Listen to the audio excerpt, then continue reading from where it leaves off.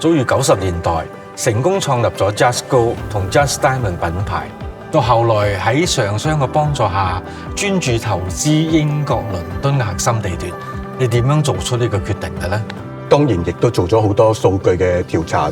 咁而分析當中亦都市場研究得出嚟嘅結論就係倫敦 Mayfair 嘅物業係好穩健，受到國際租戶嘅歡迎，資本安全性同埋回報都吸引。你哋同上海商業銀行嘅合作係由英國開始，你覺得呢份紮根香港嘅背景點樣可以幫到你哋聯繫國際呢？